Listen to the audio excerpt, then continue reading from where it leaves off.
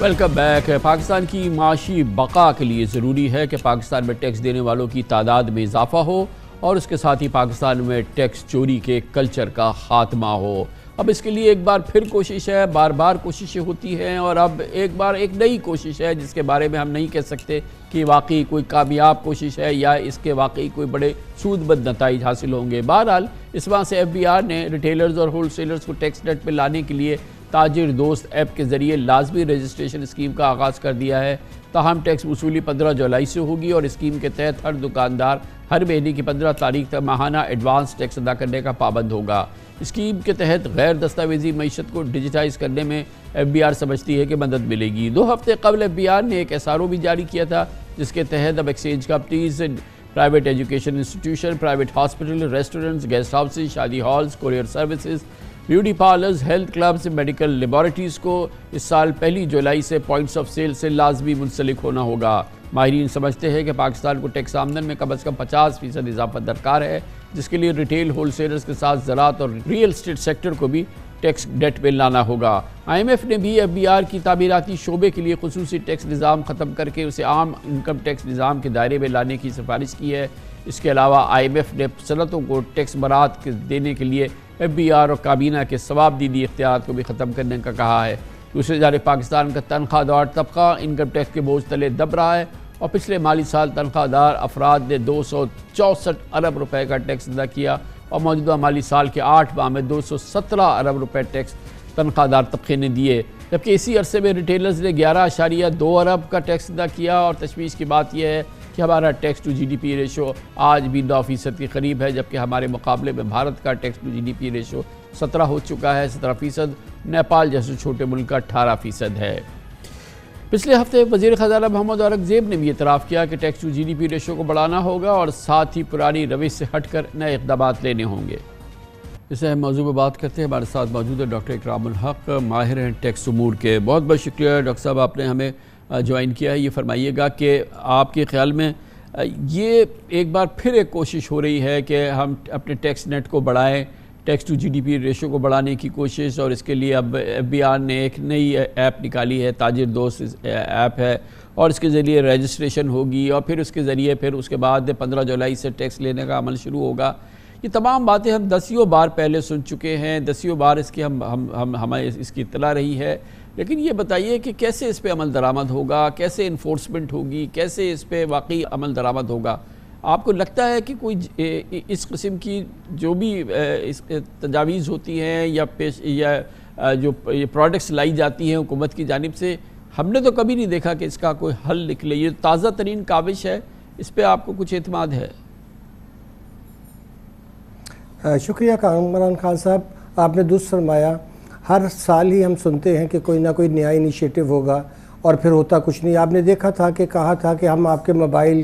Connections کاٹ دیں گے، آپ کا CNAC بلاک کر دیں گے، اس انیشیٹو کا بھی کچھ نہیں ہوا، اور اس کا بھی مجھے لگتا ہے کہ کچھ ہونے والا نہیں ہے۔ تاجروں نے تو پہلے ہی اس پہ عدم اعتماد کا اظہار کر دیا ہے۔ مسئلہ سارا وہی ہے کہ یہ ایک تھانہ کلچر ہے FBR کا، اور جب تک اس کے اندر اصلاحات نہیں کی جاتی، دیکھیے اگر ایڈمنسٹریشن ہی پرانی ہو جس کے اندر ایک خاص قسم کی روایتی سوچ ہو اور وہ بدلنا نہ چاہتے ہوں، آپ نے دیکھا تھا پولیس کی تنخواہیں بڑھا کر دیکھا پنجاب میں، کچھ فائدہ نہ ہوا، اچھی بلڈنگیں دی، کچھ فائدہ نہ ہوا، FBR کی ڈبل سیلری کی، کچھ فائدہ نہ ہوا۔ بہت عرصے سے ہم لکھتے ہیں کہ دیکھیے پہلے آپ اس کے تنظیمی ڈھانچے کو درست کریں اور یہاں ایک ماڈرن ایجنسی کا قیام کریں جو بہت سلیک ہو، آٹومیٹڈ ہو، اور ان لوگوں سے تو یہ کام نہیں ہونے کا۔ جتنے بھی منصوبے بنا لیں، اوپر جتنی مرضی پریزنٹیشنز کر لیں۔ آپ نے دیکھا تھا کہ جب FBR کی ریسٹرکچرنگ کا پلان منظور بھی ہو گیا کابینہ سے تو انہوں نے اسٹے آرڈر لے لیا۔ پہلی دفعہ ایسا ہوا کہ SIFC کے پاس کیے ہوئے لاء کے اگینسٹ بھی انہوں نے اسٹے لیا ہے۔ تو ایڈمنسٹریشن کے ڈھانچے کی طرف تو ہماری کوئی توجہ نہیں ہے، اور میں ہمیشہ کہتا ہوں کہ یہ بھی ایک تھانہ کلچر ہے، یہاں پہ جو لوگ پھنسے ہوئے ہیں ان سے ٹیکس لیے جاتے ہیں اور باقیوں کو چھوڑ دیتے ہیں۔ اور آپ نے دیکھا کہ سیلڈ لوگوں کے اوپر بے پناہ ٹیکس اس زمانے میں بڑھا جب مہنگائی کی شرح پاکستان میں بلند ترین تھی، اور کوئی خیال نہیں کیا ریاست نے کہ ان کے معاملات کیسے چلیں گے۔ اب بچے اسکول نہیں جا پا رہے ہیں کیونکہ والدین کھانے کا خرچہ پورا کریں یا بچوں کا، تو اس ظالمانہ ٹیکس نظام کے اندر سے تو کوئی بہتری نہیں ہوگی۔ آپ ٹیکنالوجی کی باتیں یہ بتائیے گا جس قدر ڈاکٹر اکرام الحق صاحب کے بڑی کوشش ہوئی ہے پچھلی نگران حکومت نے بھی کی، اور کہ ظاہر ہے کہ جیسے آپ نے فرمایا کہ اس ایف بی آر کے ساتھ تو کام چلنے والا نہیں ہے، اور اس کے بعد یہ پچھلی کیبنٹ نے یہ بات بالکل طے کر لی تھی کہ اس کے لیے بیسٹ طریقہ یہی ہے کہ اس ایف بی آر کو اس ایگزسٹنگ پوزیشن سے تو اس کو ختم کیا جائے، آئی آر ایس کا الگ شعبہ تشکیل دے دیا جائے، کسٹمز کو الگ کر دیا جائے، دونوں ڈی جیز الگ ہو، ان کے مانیٹرنگ بورڈ الگ ہو، اور یہ تمام باتیں طے ہو گئی تھیں۔ مگر ظاہر ہے جیسے آپ نے عرض کیا شروع میں بھی کہ ایف بی آر سے کوئی چلا گیا اسلام آباد ہائی کورٹ سے اور اس نے اسٹے لے لیا، حالانکہ تجویز آپ کے خیال میں درست تھی کہ اس ایف بی آر سے تو کام چلنا نہیں ہے، اس کو تحلیل کرے اور اب 2 حصے بن جائیں، ایک آئی آر ایس ہو جائے اور کسٹمز ہو جائے، اس کے ڈی جیز ہو جائیں، اس کے اوور سائٹ بورڈ ہو جائے۔ وہ ایک اچھی تجویز تھی، اس پہ عمل ہونا چاہیے۔ کامران خان صاحب، میں نے اس کا بھی مطالعہ کیا ہے اور کل اس کی پہلی میٹنگ میں بھی میں شریک ہو رہا ہوں، مجھے انہوں نے اس میں ڈالا ہے، مگر مجھے یوں لگتا ہے کہ وہ زیادہ کاسمیٹک چینجز ہیں، پیچ ورک ہے، مگر جو سٹاف کا مسئلہ ہے کہ اگر یہی لوگ وہاں جا کر کام کریں گے تو کسٹم کا علیحدہ بورڈ بنے سے نہ انڈر انوائسنگ کم ہوگی، نہ مس ڈیکلیریشنز کم ہوں گے۔ اصل کام تو وہاں کرنے کا یہ ہے کہ سارے ان باؤنڈ آؤٹ باؤنڈز کو سکین کیا جائے جیسے دنیا میں آج ہوتا ہے ٹیکنالوجی کے ذریعے۔ ایسی کوئی تجویز مجھے نظر نہیں آ رہی ہے، اور کسٹم سے ہی سارا، آپ کو پتہ ہے کہ پاکستان امپورٹ اورینٹڈ ہے تو وہیں سے خرابیاں شروع ہوتی ہیں۔ اب جو بندہ چائنا سے 50%، 100% بھی انڈر انوائسنگ کر کے منگواتا ہے تو پھر مارکیٹ میں اصل قیمت کو کبھی سپلائی چین میں نہیں لائے گا۔ تو کرپشن کا اور جو پیرلل اکانومی کا آغاز تو کسٹم سے ہی ہو جاتا ہے۔ کسٹم کو نیا بورڈ دینے سے تو وہ اور پاورفل ہوں گے، مگر کیا ان میں اصلاحات ہوں گی کہ نہیں ہوں گی، اس کا کوئی دور دور تک مجھے اس میں شائبہ نظر نہیں آ رہا ہے۔ تو مزید سیٹیں مل جائیں گی اور بیوروکریسی سٹرونگ ہو جائے گی، اس کے علاوہ تو اس سے کوئی ڈاکٹر صاحب ہمیں تو یہ چاہیے کہ یہ نظام تو نہیں چل سکتا، یہ تو کوئی پاکستانی کو آپ کنونس نہیں کر سکتے کہ یہ ایف بی آر جو ہے یہ بلیک میلنگ نہیں کرے گا، یہ کرپشن میں نہیں انوالو ہوگا، یہ صاف ستھرا ایک نظام دے گا، یہ تو اب نہیں ہو سکتا۔ اب ہمیں تشکیل نو کرنی ہے نا ڈاکٹر صاحب، اس ایف بی آر سے تو کام نہیں، اس سے تو چھٹکارا حاصل کرنا ہے، اس کی موجودہ جو حیت ہے اس سے۔ درست فرمایا کامران خان صاحب، اس حد تک تو میں متفق ہوں آپ سے بھی، اور حکومت نے بھی جو ایس آئی ایف سی کے اندر آغاز کیا ہے وہ بھی میں سمجھتا ہوں کہ بالکل صحیح آغاز ہے، مگر مسئلہ یہ ہے کہ جب تک ہم صوبوں کو ساتھ بٹھا کر ایک فیڈرلائز ٹیکس ایجنسی نہیں بناتے، دیکھیں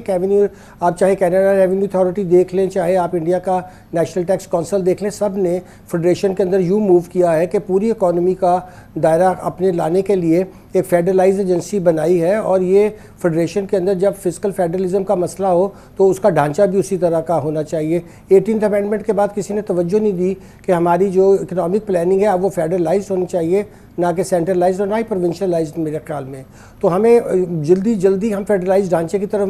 موو کریں گے، اس سے باقی صوبوں کو بھی فائدہ ہوگا، وہ ان کے چونکہ گراس روٹ لیول پہ ٹیکسز اکٹھے ہوں گے تو عوام کو فائدہ ہوگا، اور وہ پھر وہاں پہ ٹیکس مناسب اکٹھا بھی کریں گے کیونکہ انہی سے لوکل سروسز ملیں گی۔ ہر سروس دینے کے لیے ہمیں پتہ ہونا چاہیے کہ کون سا ٹیکس اس کو فنڈ کرے گا، اس سے لوگ بھی اس کی طرف آئیں گے، انہیں پتہ ہوگا کہ میرے اس ٹیکس سے مجھے یہ سہولت مل رہی ہے۔ یہ تھیری جو ہے کوئی میں نئی نہیں پیش کر رہا، یہ تو پبلک فینانس کی بنیادی تھیری ہے، تو میرا خیال ہے یہاں سے آغاز کرنا چاہیے، اور اس حد تک میں آپ سے بالکل متفق ہوں کہ ہمیں اس ڈھانچے کو تو جتنی جلدی ہم بدل لیں اتنا ہی ہمارے لیے بہتر ہوگا۔ Thank you so much. Doctor Ikram ul Haq ماہر ٹیکس امور ہمارے ساتھ موجود تھے۔ کمرشل بریک، اس کے بعد ذکر کریں گے عدالتی تقسیم کی ایک اور مثال۔ Chief justice Peshawar high court نے ایک خط لکھا ہے چیف جسٹس آف پاکستان جناب جسٹس قاضی فائز عیسیٰ کے، اور انہوں نے اس بات کو اٹھایا ہے، بہت اہم بات ہے۔ ان کا کہنا یہ ہے کہ